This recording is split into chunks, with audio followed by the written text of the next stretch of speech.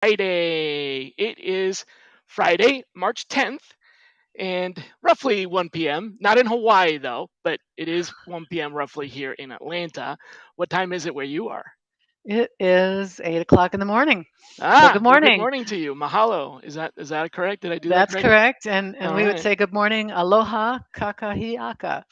Aloha kakahiaka. You got it. All right. With me today, I have Sylvia Dahlby, who has been on the show before. And if you've been watching, you might recall that the last time we said, hey, let's talk about that on the next show. This is that. And what we wanted to talk about is a project. I guess it's not really a project, but it's more of a lifelong endeavor that started out as a project and has evolved into much more than that. That Sylvia has been working on with regard to diversity, inclusion, equity, and belonging, and all of the things that have to do with that. In particular, there were a couple of aspects that we wanted to discuss. So I thought, let's do that again, and because we didn't really get into it too much on our last conversation. Um, and so I had a couple of questions.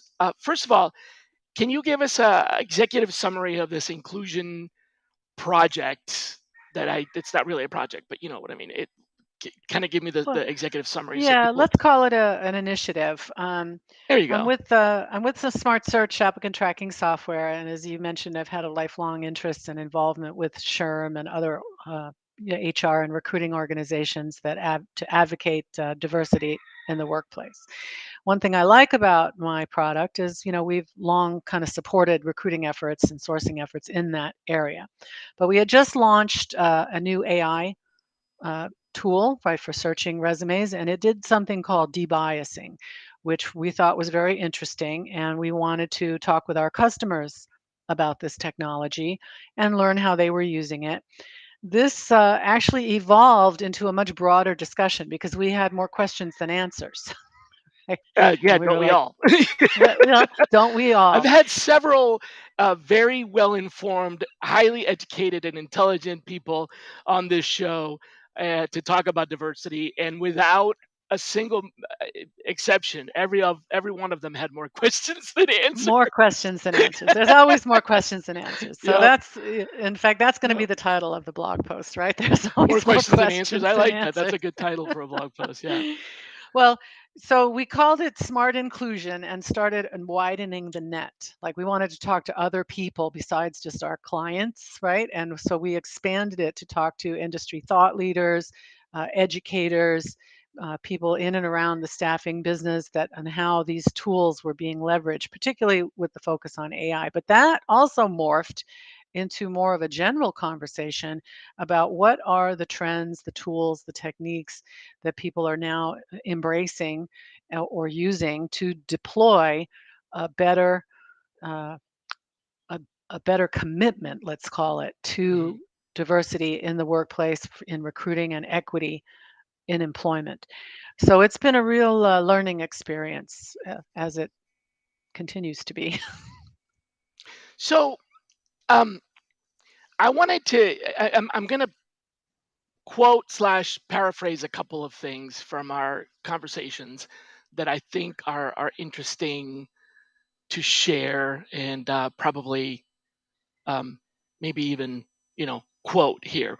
One of them is that, and these might be your words. Inclusion is acceptance, not just tolerance. Or in other words, as you were explaining, inclusion is about being accepted, not just being allowed in or being tolerated. Like, okay, you can be here. That's not inclusion. Inclusion is we accept you here, right? So, what is that? What is the lesson that you've learned from this project? And if you don't mind sharing the example of your own experience in being, an underrepresented class, not just in two ways, not just yourself, but also you were in a wheelchair for a month, if I understand correctly. Yeah. So, in the context of this acceptance is not just tolerance, Explain that.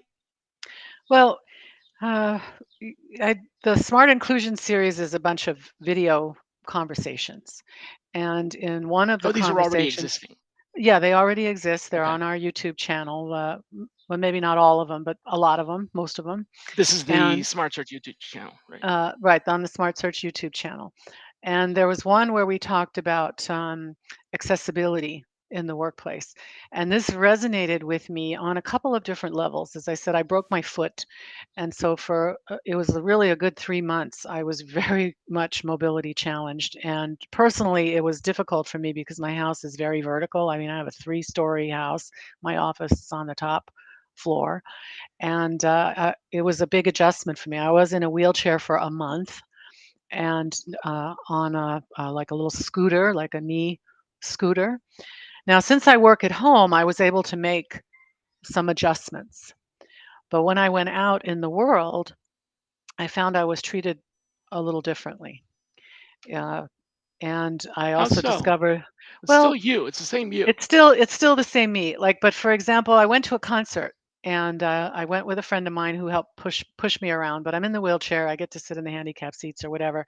This is a small town, right? You can't go to a concert without running into some of your friends. None of them saw me. I'm the one that said, "Hey, Hmm. Bev, how are you doing?" And they're like, "Oh my God, it's you. What happened to you?" Now, granted, they weren't really looking for me, right? But they're not looking for me anyway, right? You're just at the concert and then you happen to see some of your friends, but they literally did not see me. Right? They did not see me.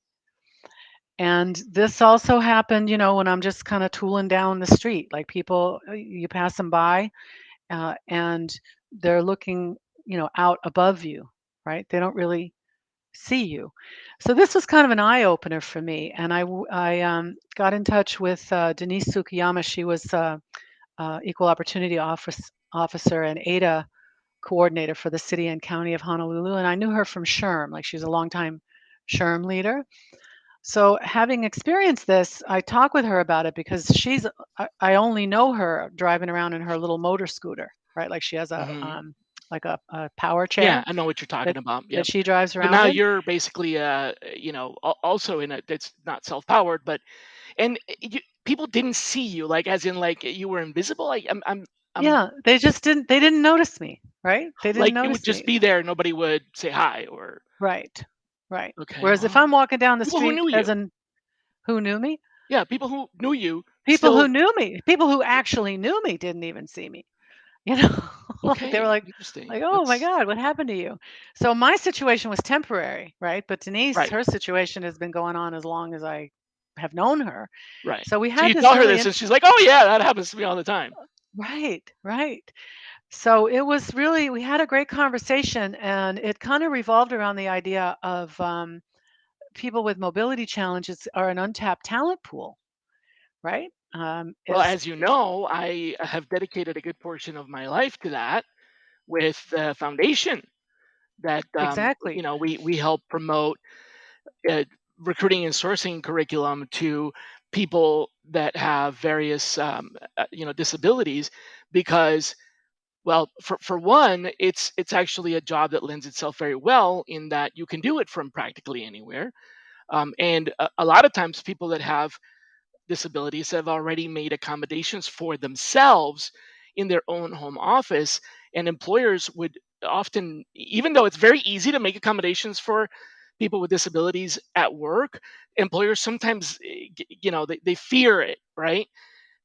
But if you're working from home, nobody needs to know that you have accommodations, right? Right. And let me Right. just give you a quick example because sometimes when I talk about accommodations, people go, "Oh, well, that can be really expensive, etc." Listen, it could be this simple. If the job is to stand and count people as they walk through the door, I'm just saying that's your job, okay?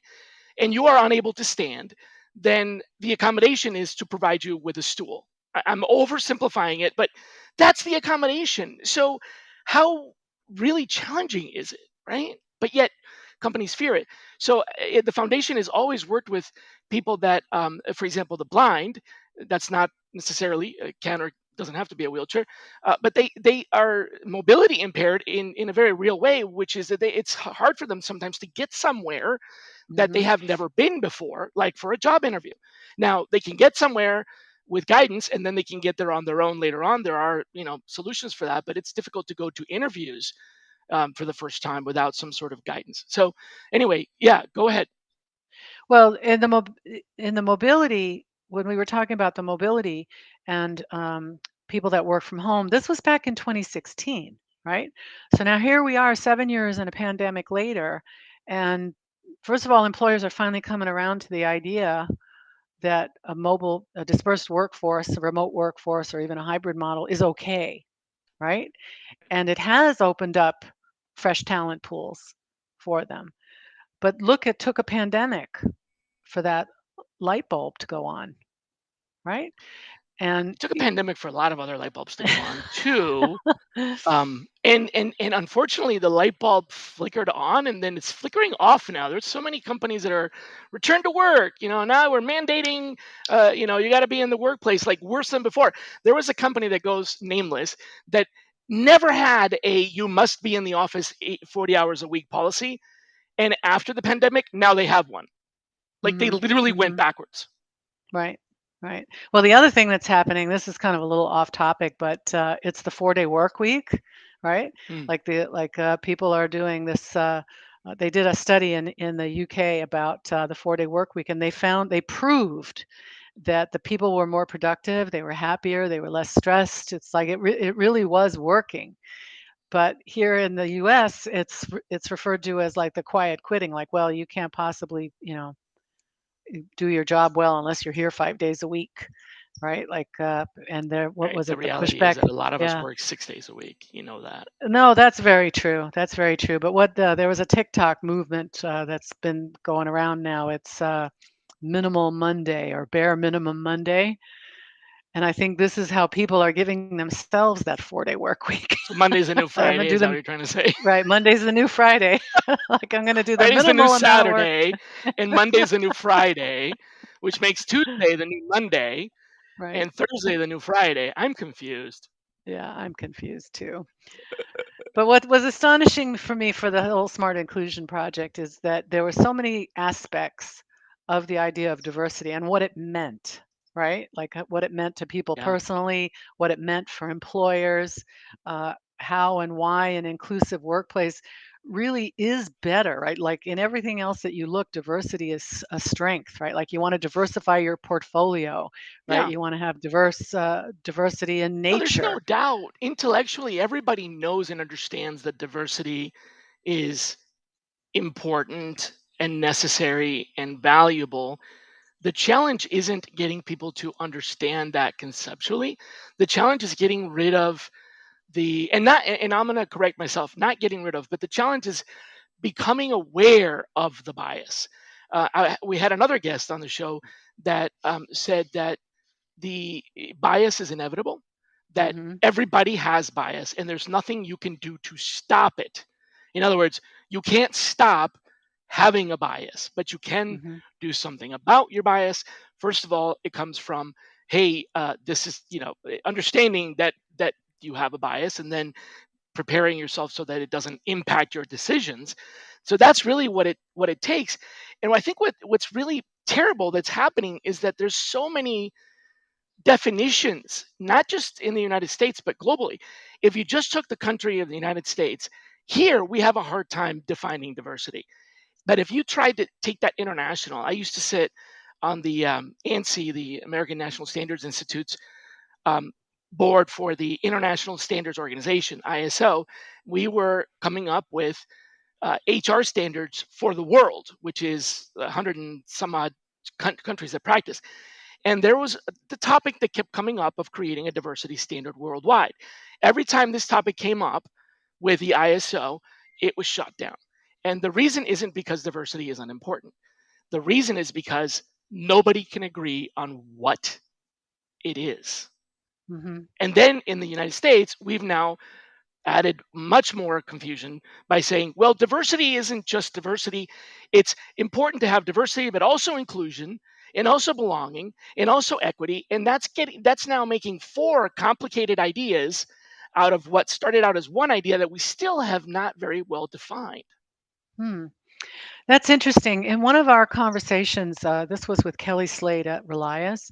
She she did say exactly what you said about awareness being first. Like you have to be aware of your own bias Mm. and the fact that we're not perfect people, right? Like we all do this. Um, y- we natural our brain, the way our brain works is we naturally make judgments every minute of every single day, Humans right? are a Like how pattern high it, engine. We look for right? patterns. We look for patterns. Okay, we Yep. look for familiar things. We look for different things, and this is all hardwired in. So your brain is literally making these snap judgments and decisions every second of every day. Like which knife do I need to use, to cut this up, and how do I not cut my fingers off, right? So a lot of this is unconscious, right? Which you just go ahead and grab that knife. You have like a physical memory, right? And this all is hardwired right into your brain. Hmm. So acknowledging your own um, built-in judgments. Let's not even call it a bias, but you make snap judgments about everybody, right? Because that's just the way your brain is wired. So just acknowledging that you have this built in is truly the first step. It's like that Then you can do self something about it, assessment, right? right? And Then have the will to do something about it. And then the other thing is that what Kelly was saying is that you're not perfect, so we we're going to make mistakes, right? We're going to offend someone. We're going to insult someone. We're going to be insulted or offended. you How much can't learn weight do without you want to give mistakes, that, right? You right? can't learn without mistakes. So how can you just accept, right, that people are different, people are flawed, we're all going to make mistakes, but we all ultimately today have to get the job done, right? Or have to live in the same neighborhood, Right. or In do order whatever to we need. improve, we have to go through these learning curves. Yeah. Exactly, exactly. And I think this renewed focus on diversity, equity, inclusion is a good thing because we're trying to define stuff and wrestle with stuff. But at the end of the day, it comes down to people being able to get along better. Another speaker talked about coaching, right? So that you just have a better understanding. My most recent interview was about authenticity, right? You can't fake this. So how do you make people feel comfortable and welcome, like when you're onboarding a new hire? How do you incorporate them to cultivate that feeling of belonging? Because that's where engagement comes from, and that's where productivity stems from. Is that I can be my natural self, and I don't have to be, you know, worried. Do you know who Heather Bussing Yeah. is? Yeah. Yeah, Mhm. she gave one of these smart inclusion talks, and she talked about how diversity and equity and inclusion in the workplace is really like it's almost like a health and safety issue, right? I need a safe work environment where I can come and not feel like I'm going to be harassed because of my gender or my orientation um, Mhm. or my religion, you know. Absolutely. So Yeah, it's right. I thought her point was well taken. Like we need to kind of get beyond this idea of compliance and just create a safe, welcoming, comfortable work environment to the greatest extent that we can as flawed human beings that have to work together. So the barriers, you talked about the barriers that we face in in diversity, and one of them is being invisible, which you experience being in a wheelchair. We tend to sometimes prefer to ignore difference because we don't know what to do. And Mhm, for me, this may be a mistake. It may not be the best way to do it, but the way that I get around that is by asking questions. And something mhm, that has always kind of triggered me is if I am genuinely interested in asking questions and the person who I'm asking questions from gets defensive, it feels to me like they're the ones in the wrong. And I may be the one in the wrong, but what I'm saying is if I don't understand your culture and I don't know your culture, whatever it is, whether it's gender or, as you said, it doesn't matter, right? It's you're different, and I don't understand what that means. There's no way for me to understand what that means unless I ask questions. And if it makes you mad that I'm asking questions because that's singling you out, then how am I supposed to learn? Because I don't even know what's different. Do you know what I'm saying? No, I really do. In fact, let's take another example outside of mobility would be that where you have a lot of that of understanding is like neurodiverse people. A lot of them, it's invisible, right? The, they might You be can't tell, dyslexic, right? You right? can't see it, They might, right? right? They might be somewhere on the autism spectrum. You know, they might have some other cognitive difference. It's just the way that they think differently. And a lot of people do not understand that, like you were pointing to the lack of understanding. And I think that having a genuine curiosity and asking questions is the way to go. That you want to be able to accommodate them and to understand, right, so that you can communicate better. So let's say you get a neurodiverse person who is being interviewed. They might have a hard time making eye contact. They might have trouble with a panel Yeah. uh, interview. I think And the by panel's interview are asking, standard, therefore you fail and you're out. and therefore you're out, Or you right? didn't So answer the question quickly enough because you process information before you speak rather than differently, right? yeah, exactly. And now you're out. Yeah. So that's something that I've encountered. I used to say that I was unemployable. And the reason I used to say that was because I didn't realize this. I was neurodiverse. My particular, whatever you want to call it, now it's embraced as quirkiness. Thank God I have an employer, and um, That's how I've always thought of you, as it. quirky. You know what? Okay. Great, thank you, because that's probably the best way to describe it. But it's definitely neurodiverse, and the reason I always thought that I was unemployable was because when I would interview for jobs, or when I would even have a corporate job, there were things that I just could not understand. There were things that were supposed to be done the way they had to be done because it was the way that it was supposed to be done that I had a problem with because it didn't fit, square peg round hole. It just didn't fit. And they tried to explain it to me, but it didn't fit.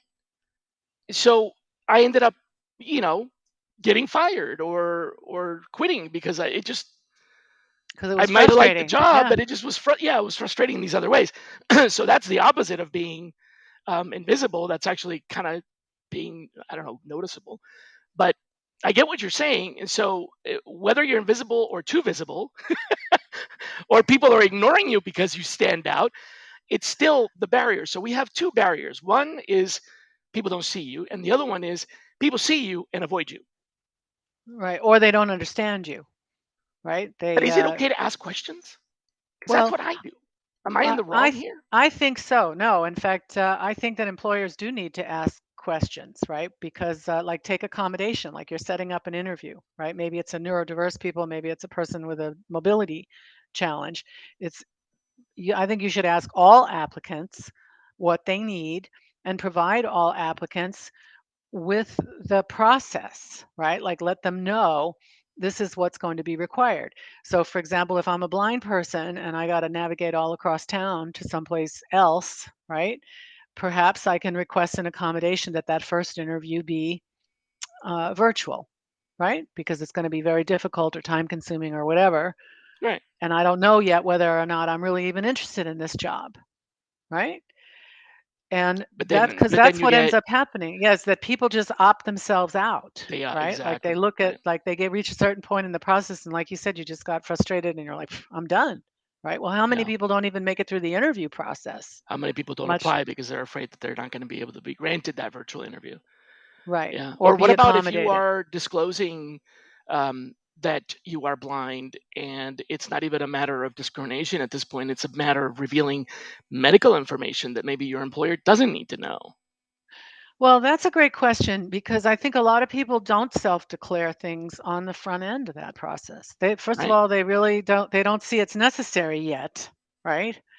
Or, you know, or if you take somebody that is neurodiverse, maybe they never want to tell anybody, right? Because they have had problems throughout their lives with a lack of tolerance or acceptance, or there's a stigma attached to it.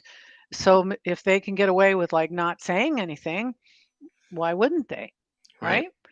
And then think about people that are not even diagnosed, right? Like They don't know. it's just, well, you know, that's Or the they other know, thing I but they learned. right. It's the other thing I learned about neurodiverse people in particular. But you know, you can look at people with a disability challenge or a mobility challenge for that matter. If you're born that way, it's just part of who you are. It's like being left-handed or blue eyes, Hmm. right? That you don't really see it as it's you. It's You just don't you. see you the Right. way that, yeah, but you have a bias. It's just a different one. Yeah. Yes. Yes. So So I do. there's I there's think these that barriers questioning for people. diversity, and Mhm. have you in this process, this initiative that we formerly called the project, in this initiative, have you come up with uh, any, I don't know, guidelines for overcoming these barriers? Well, I think the first barrier that needs to be overcome is the that a assessment, right? Like you really need to take a Hmm. look at yourself, your employee population, and your corporate culture, and look at do we have representation? Like, do we have the creativity and the innovation and the different ways of thinking that really drive profitability and growth and process improvement? Let's say we don't. Because What if we don't? We have to start well, somewhere, we have to start somewhere, and so I right? think So a that is barrier where it can't be starts. we Is don't have it, right? Not right. having diversity can't be a barrier to diversity, Exactly, exactly. So you have to look at, but you have to see where you are, where the point of where you're starting, right? right? Okay. So Like we where are we now, right?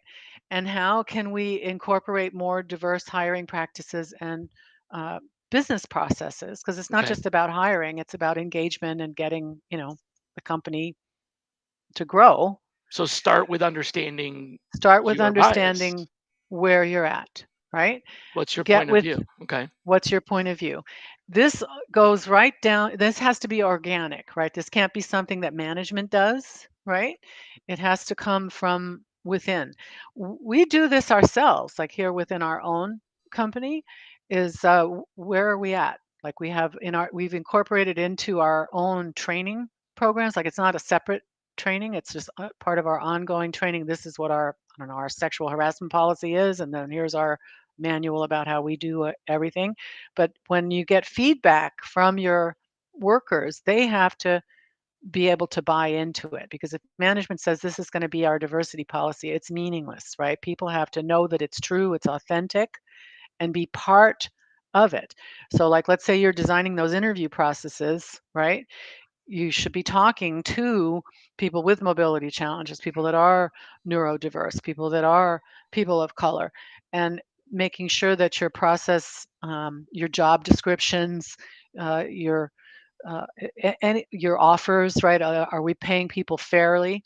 So you have to look at your own processes and procedures from within, right? And find out how do your employees feel about your efforts as you make the effort and fine tune that process. So I think the Okay. self assessment comes first, that it has to be organic, that the leadership has to lead, right? Because if, like, let's say I show up at a company and you're a diverse company, and I see you got 15 old white dudes on the board of directors, not that there's anything wrong with being an old white dude, but I don't see myself at that table, right? Well, that's one of the classic problems and dilemmas that people talk about, but then um, there's no way for an underrepresented minority to get to that board level seat if they don't start somewhere, because those board Yes, level people didn't start at the board level, you know.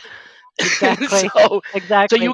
So you can't go overnight from we have an all white male board to we have a diverse board without growing the. right. And in fact, that's my second, my well, I don't know, my second, my third or fifth point is that it's a process, right?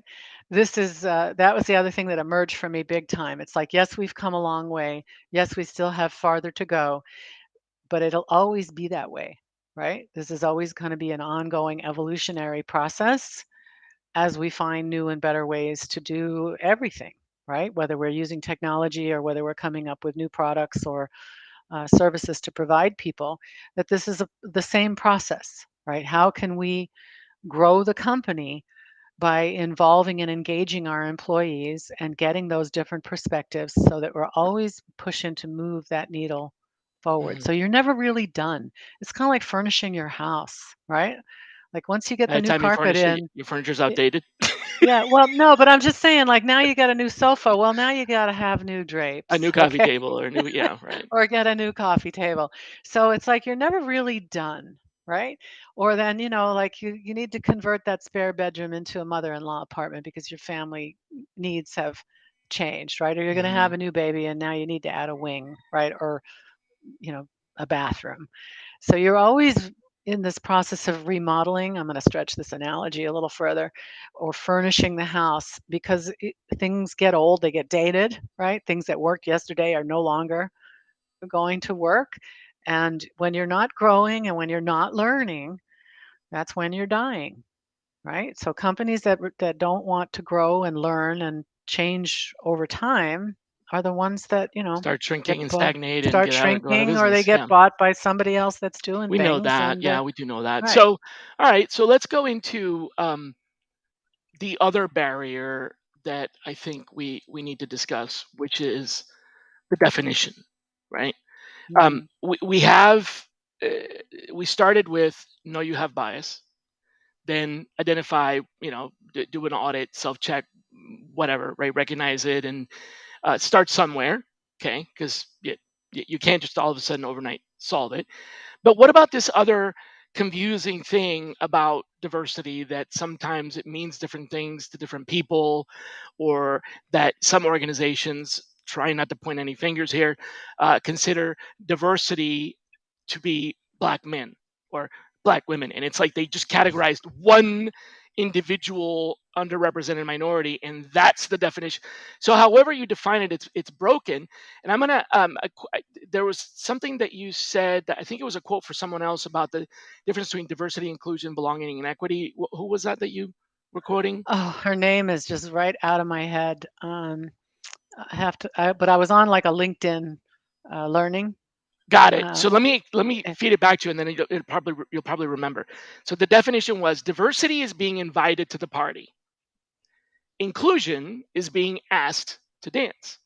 mhm, Belonging is being able to dance however you want, and equity is having an equal say in picking the music. So right. I like that, and there are other definitions like it that explain the differences between these. But what I want to point out about this and all the other definitions that I've seen that are smart is that the first part of that is being invited to the party. There's no way you're going to have equal say in picking the music if you're not invited to the party. There's no way you're going to be asked to dance if you're not invited to the party. There's no way you're going to be able to dance however you want at the party if you're not invited to the party. So it all starts with being invited to the party.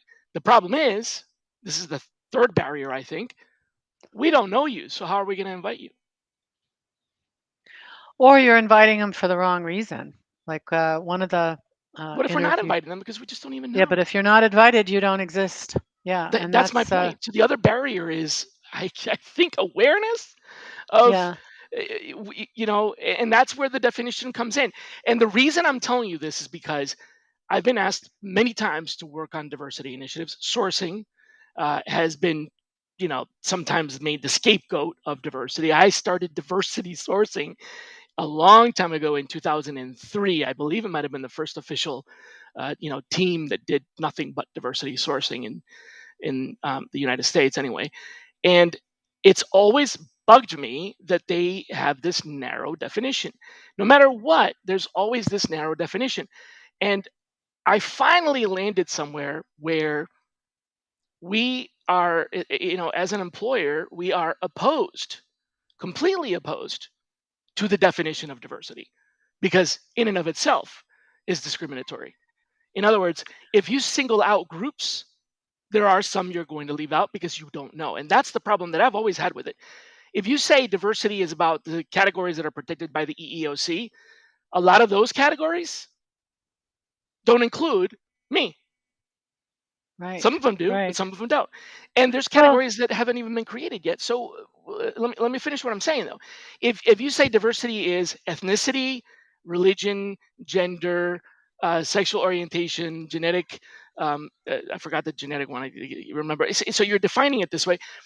When companies set up policies for that, they're leaving out groups of people. For example, what about indigenous people? They sometimes get left out. What about people that have mobility impairments? They sometimes get left out. It's so however you try to define it, I think, in my opinion, it ends up backfiring because now you are putting up a perimeter fence around something. And so that's what I'm saying is that we kind of need to not do that. That the fence is the problem. Yeah. Well, that's actually a little bit of a light bulb for me today, Shally, because I agree. I think that once you define it, you've put a fence around it, right? You've limited, You left somebody out. right? Well, not just left over somebody out, but you've literally erected that barrier, Yep. right? Like these are the You people just put that up a we're barrier. That's right. right. You've just put up a barrier. There are I going think to be what people that did not get invited to the party because they're outside the fence that you just put up. right, right. I think it's gonna come down to the to skills, right? Like, what do you need? Like and we're talking as an employer and a recruiting I like perspective, that. That to me, that's and the best right yeah, there. and that's also kind of where we got started was with the AI tools, for example, because what I liked about our AI search was that it only looked at the various elements that, and the recruiter can decide, is the education more important than the industry, right? Right. Are the years of What are the experience requirements for the right? What job? are the actual requirements, and how well is that person going to accomplish this desired result, right? Do they have the Hmm. skills necessary to get this job done, right? And to do it well and to, help the company achieve whatever those goals are. So there's been a lot of discussion around that, like hiring for skill. And when people were using that word cultural fit for a long time, I never felt really comfortable with that. Like, don't you want like a cultural add, right? You want Mm, somebody that's going to bring some unique dish to right. that party, Add flavor right? to the or a different dish or flavor to the dish, right? Or flavor Whichever. to the Add dish, flavor right? to Like this dish or bring another dish, right, and now we have two they're going to dishes. Yeah. bring something that would improve Right.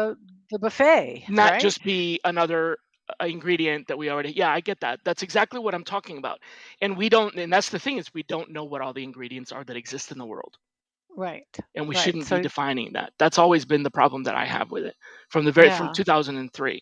But this brings me to the other point that we wanted to talk about: remote work. So we started about the foundation and how we help people of we don't define diversity. That foundation that I started does not define diversity. We help people that have been marginalized and underrepresented and have received assistance in any way shape or form because they have a need, right? So we don't know, we're not the ones that define the need. Someone else, another organization, another entity, we don't even know all the entities out there, is defining it. So what we're doing is we're providing the solution for these entities that have people that they're clients that they represent, which is to Hmm. get them trained on recruiting and sourcing, right? Because it's a job you can do practically from anywhere, and a lot of times people have their own accommodations. So the other thing is that there are pros and cons, and in because of the pandemic, or maybe it was just bound to happen anyway, with or without the pandemic, it's now more accepted to work remotely. So there are some benefits to improving diversity because remote work can promote diversity. But I also want to talk about how remote work is bad for diversity. So Mm. what's the point in a counterpart? We know that being able to work remotely is good for diversity because some people that perhaps wouldn't even have applied because of what we talked about, the blind person not being able to make it to the interview and not even want to deal with that at first. So it's removing barriers. People who are now able to apply or more interested in applying because these barriers are gone are applying because the jobs are remote. But what's the other side of that? Well, the other side of that, as someone who's an early adopter of working remotely, is the isolation. If you're really trying to build bridges and get people to interact and communicate with each other, uh, that's hard for people that work remotely. You lose a certain amount of visibility. Right. You lose a number of communication devices. Like we're face to face in a way, right? And I can read your facial expressions, but I don't get the total body language, right? I don't Nor get would you if those you were non blind. and nor would I if I were blind. So I think one of the barriers of remote work is that isolation, that you lose a Mhm. lot of interaction with your coworkers that would cultivate that acceptance that we were talking about earlier. Right.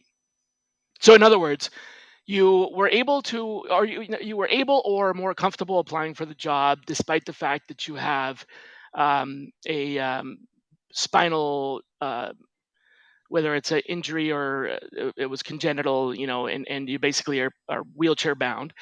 Normally, you wouldn't have applied for the job, but now you're not afraid because you feel like it's a remote job, so it's okay.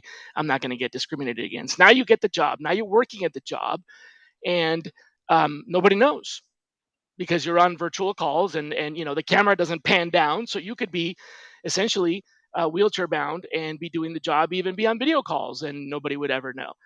But now the problem is because they never know, then there's also never that light bulb that goes on that goes, wait a minute, you mean this person who's in a wheelchair is equally capable? Right? So, and that's the problem is it's like the benefit is you're hiding so you can get the job, but the detriment is you're hiding so nobody gets the idea that you actually are capable of doing the job. You see what I mean? I do. I do. And it also comes down to that comfort level. Like how comfortable are you being your natural self, right? And disclosing when appropriate, right? When Or appropriate. Yeah, that's right. not, Not for right? employment purposes, but for, yeah, Yeah. inclusion purposes, belonging Yeah, purposes, those other for purposes. Yeah. inclusion purposes, you know? I gotta confess, I'm really struggling with this latter-day idea of the pronouns, right? Because on one hand, I want to, I want to embrace new ideas and new things, but on another, what difference does it make?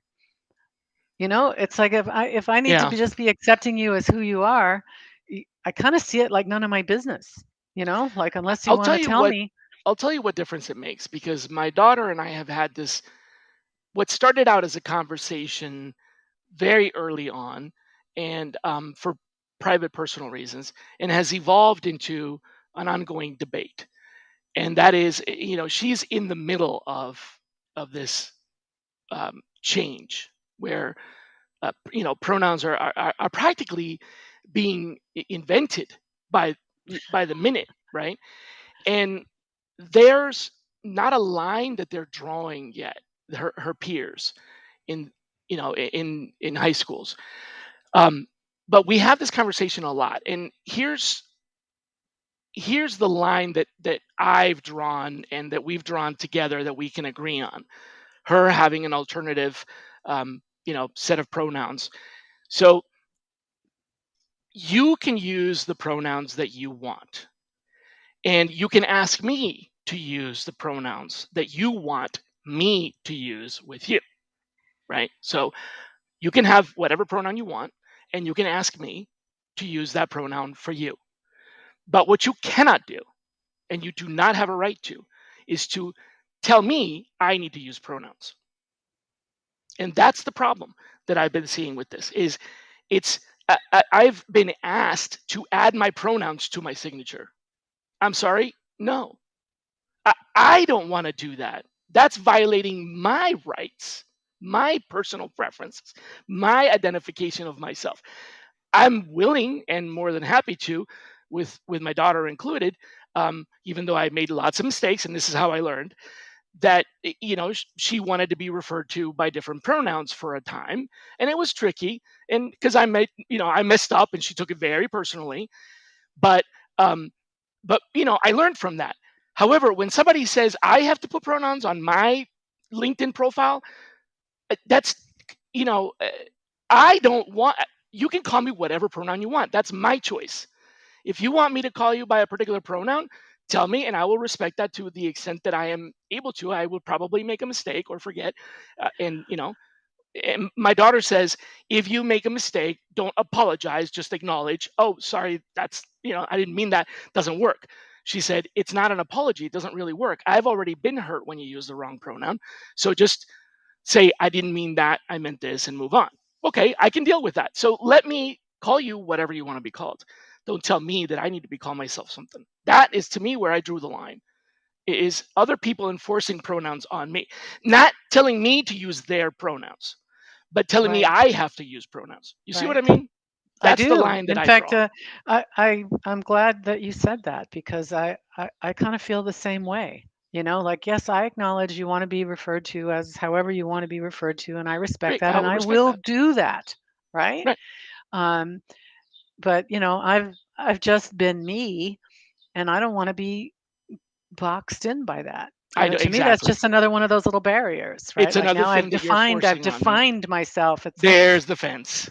there's the fence. There's the fence. And I don't and like the truthfully, I fence. don't see how it makes any difference in our interaction professionally or even personally. Like if you're my friend, you know who I am. And if you're my coworker, this is who I am at work. That's the other element that I think It when it is comes to completely possible to carry a conversation without utilization of pronouns. It's agreed. challenging, Agreed. but it is possible. It is possible, For example, but we to can use what names like yes. Sylvia instead of she or her. Right. Right. No, I think it's just getting like there's extremes on either way of just about anything that you want to look at, right? We need the patterns, Sylvia. We have Yeah, to have patterns. right. We do. We have to have patterns. We're The back to problem that is that brain thing, right? We it's the need to brain put thing. everything Yeah, in a it's back to the box. brain thing. Okay. The problem is that we start putting people in boxes. So Right. the patterns are they're necessary because of for our survival, how we evolved. We have to see these patterns. That's how we can, our ancestors were able to dodge tigers jumping out of the wheatgrass or whatever. I'm probably making a mess out of this, but you know what I'm saying. I mean, that was necessary. Not maybe not as necessary now, but you still need to dodge Teslas that are coming up on you, and making no noise. I mean, there's still reasons to have this Yeah. natural evolution, but then all of a sudden we're putting fences, and then that to me that the fence is the enemy.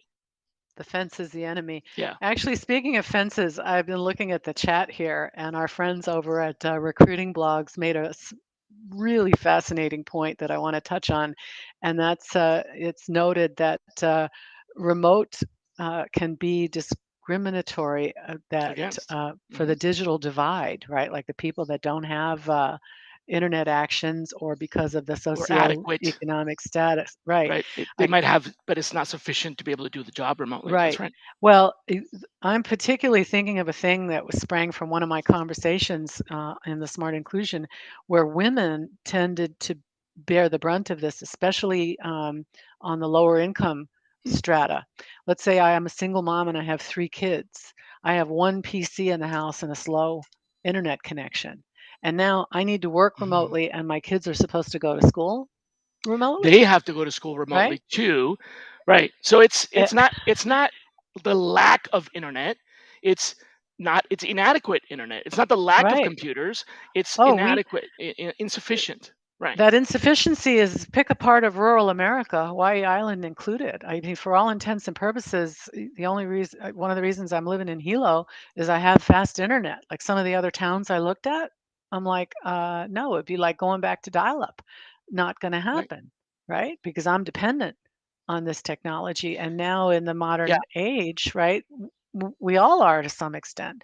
But the Absolutely. pandemic came And down you're very hard singling on out women. And women in mhm, particular because they tend to be, for whatever reason, already fair or unfair, the ones at home with the children. right, So or that's why you're saying responsible it's for getting the impacting kids to them. right, or getting the kids to Got school it. or whatever. I know that's a blanket statement, and some No, but I dads get it. It's do that too. it's the cause. Mhm. Mhm. So it's very interesting. Thank you for that question, our friends at Recruiting Blogs. That Oh, here's a tricky one. Oh man, I love this one. Whoever posted this, I can't see who you are, but I'm hoping you're a oh friend. Um, yeah. hey, all I can say is my name is Shally. Let's just leave it at that. Let's just leave it at Let's just that. leave it at that. I've dealt with this my entire life. I mean, there are so many. There was a. This is a little bit of a kind of quirky, interesting, somewhat funny anecdote, but there was push for hiring female engineers in the diversity program that I was running. So it was specifically focused around female engineers. Now the reason for it, the cause of this was genuine, but the application of it was horribly Mm, mistaken. The cause mhm, of it was there was not enough representation of females in the engineering population. Now, it wasn't punitive. It wasn't the government audited and they found them that, that it was being unfair. It was just, there just wasn't.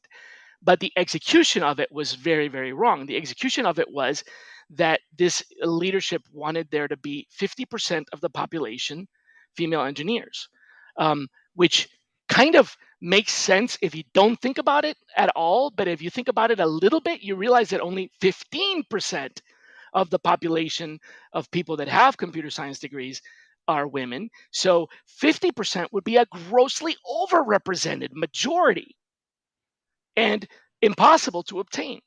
So, that was a mistake. But here's what was quirky about that. There was actually an effort to try to identify the reason I'm tying this back to the question. Um, this is funny, Tom. Uh, the question about, Oh, or not the question, the Tom, comment of about, course. We knew we could count on you for that, Tom. Have that's another cup of awesome. coffee, dude. Um, this was a gender, I kid you not, literally a gender guesser because they wanted to be able to distinguish the gender of applicants so that the idea was that we could lift up or amplify the inclusion of females in the hiring process, which was, again, the concept made sense, but the other side of it was the problem. However, to me, the gender guesser was um, hilarious. I mean, it was like, really? And um, I did implement this for a very short while. And when asked for an explanation, I said, well, the gender guesser is 51% accurate. Hmm. You don't see the Half, irony in yeah, that? yeah, I do. That's a beautiful irony.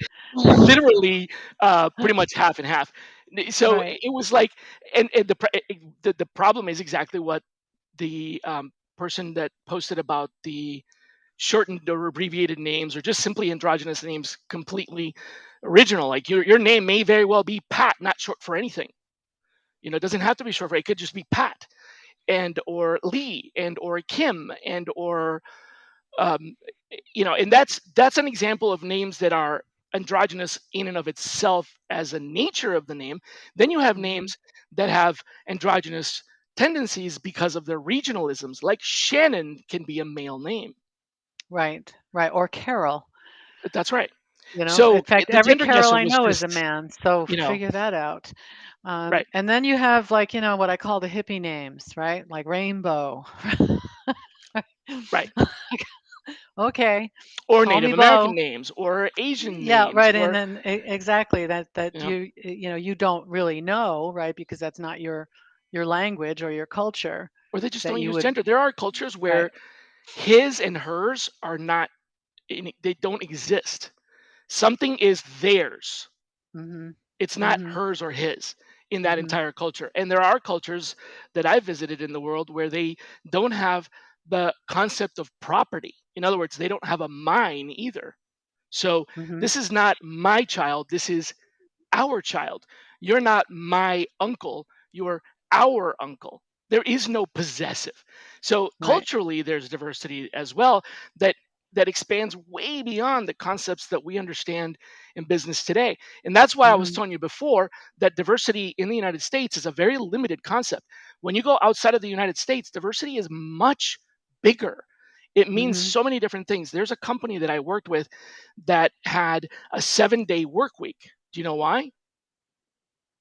Why? Because in this organization, in this culture, in this country, they had three distinct religious observances, each of which considered a holy day a different day of the week. For some, Ah, Friday was holy, others Saturday, others Sunday. And because of that, there was no way to to mandate have a a weekend weekend. for Yeah, anybody. Right. right. Right. Not only for the company, but for the company's customers. There are customers who shop on a Friday and those who will not. There are customers who shop on a Saturday and so on, right? So this company had to create all kinds of policies that we don't even think about in the United States because of, Hmm. in this case, religious observance differences. And that's just one example. Holidays and vacation time is another. I mean, again, cultural and observances. And another one is language, not language barriers, but simply the fact that the language doesn't occupy that particular idea, like Yeah. possession. No, you're so right. And language, it defines the way a person thinks, That's right? my So point. if If yes, there's no yes, possessive in that language, you don't think that way. right, right. You don't have that thought. And I This is think not my notebook. this This is is not our notebook. this is our I'm or using the it. notebook, right? I am using it, but I it, happen it to is a happen to notebook. It is have it not in my my notebook. hands at the moment, but That's right. That's right. And in some interesting. cultures, people, you've probably heard people that talk about, well, today I'm thinking, today I like chocolate. Well, there's cultures where they live in the present by cultural definition, and so for them, if you used to like chocolate but you don't like chocolate now, it doesn't matter. It's today I like chocolate. And so if you go to them and say, well, but your pattern is that you've always liked chocolate. Why did you? Doesn't even fit Not in their head. today, right? Yeah, today I Yeah. like chocolate. Yeah, no, your thoughts, your your language defines your thoughts, right? Hmm. And your thoughts are That's right. things and manifested in your life, which really comes down to what I think is the true essence of diversity. And this was, from my conversations in and around neurodiversity. Everyone is neurodiverse. That's right. Everyone thinks differently. Some people think fast. Some people think slow, right? Some people are very analytical. Some people are more holistic. Some people have what we have defined as a neurodistinct thing, like ADHD or whatever. But it's everyone is a unique individual. And I think being able to honor those differences and treat everybody fairly is the end goal of any, you know, diversity, equity, and inclusion initiative or uh, process that a company wants to undertake to transform themselves into the, you know, to make the world better. I think it's that this is what it also takes, not just to make a company better and a product better, but to make the Right. world better is just accept people that we are going to have differences. We are going to disagree. We are going to make mistakes, That right? Sylvia, that is the perfect way to end the show today because to me, if there ever was a magic pill to solve the problem of diversity, that would be worldwide and universal and interplanetary and intergalactic for when we find life in other planets and other galaxies. Because I recently discovered, I don't know if this is old news, it probably is, but I recently discovered that the universe is a web. Oh, There yes, the are cosmic web. Yes, it's not made up. It's made of hydrogen gas, and literally, it's like currents in the ocean.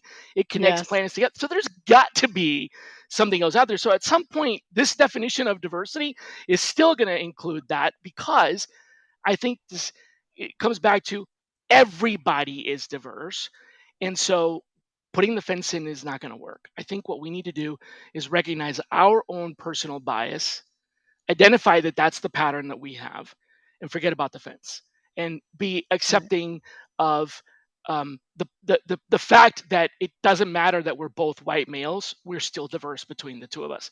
it Absolutely. it doesn't matter. There's nothing that makes a pattern where there are one group that is better than another group because everybody is diverse. And I think that to me is the solution. The problem is implementing that solution is pretty difficult because there's lots of people that are simply going to refuse to be aware that there's diversity. So Well, we always like to hire people that we like, right? And that goes back to cultural fit so versus start cultural liking people add. that you don't know. Well, start just liking people that have the skills to get the job done that you Get to need. know You somebody know, and then decide if you like them. that's right. Don't That's dislike right. them before you even let them Don't apply for the dislike job. them. Absolutely. Yeah. Tom's question is just brilliant. Seriously, what is neurotypical? That's the, and it's not just that. It's also religious and ethnical. I mean, we are looking at differences in ethnicity that are microscopic now because of the continuous when I was in school, in elementary school and middle school, they taught us about the melting pot of the future. Guess what? It happened. Like, there's so much mixing of ethnicities now that it's getting pretty difficult to really separate them. And there's so much mixing of religions. I found out about Pastafarians the other day. At first I thought it was a cartoon, but it's actually a religion. So Pastafarians, as in Pastafarians, pasta, the that's food? right. Okay. They believe in a spaghetti monster is the ultimate being. Again, I'm What's not funny gonna. is I've heard weirder things. Okay. But that's the point, right? Like, So okay, we're I entering this accept, world you where know. there's just so much variety that I think that the solution will essentially arise from the fact that there is so much variety that there won't be similarities. Yes, yes. Let's get rid of All right. similarities. Let's get rid of similarities. Then we don't Embrace have a our problem with. differences. Well, that's the last remark I want to make is that humans are themselves, even within myself. Okay, I am a bundle of conflicting things. That's You know, that's exactly my point. That's right. Which box do you check? Are yeah. you Which you know, box used to do I be, are you check? black or white? Then it was like, are you black, Hispanic, or white? Then it was like, are you white, Hispanic, white, not Hispanic, black, West Indian, and now like the choice of boxes is getting so many that people just check mixed. Right. Well, because that's where we're going. That's where we are. Yep. All right. Well, I don't know about melting pot. I think it's more like a salad, right? Like all these different ingredients are together in the salad, you See, it's know? a salad for you. For me, it's an empanada. Oh, empanada. Okay. I'm just kidding. Um, Yes, I think we have a lot to discuss, and I think this was a great conversation. Thank you again for coming on the show. And I want to. Do you mind if I celebrate your soon-to-be retirement? Oh, not at all. It is 39 days, 12 hours and 42 minutes, 49 minutes. So proud of you. So proud of everything that I'm you've very done. Thank you so excited. much for Okay. your contributions. Thank you. I feel like it's graduating. Okay. So I'm not going to go Yeah, away. But I'm I not expecting you definitely, to, but yeah, but you I, don't need to do the daily grind anymore, yeah, for I sure. need to do something else. I need a change. I'm just ripe for a change. Well, good luck with that. Thanks, Sylvia. Take care, Thank everybody. you. Be Always a kind to each pleasure. other. Thank you, everybody, for joining, particularly you, Tom, and our friends at Recruiting Blogs. Appreciate your commentary today. Take care. Bye bye.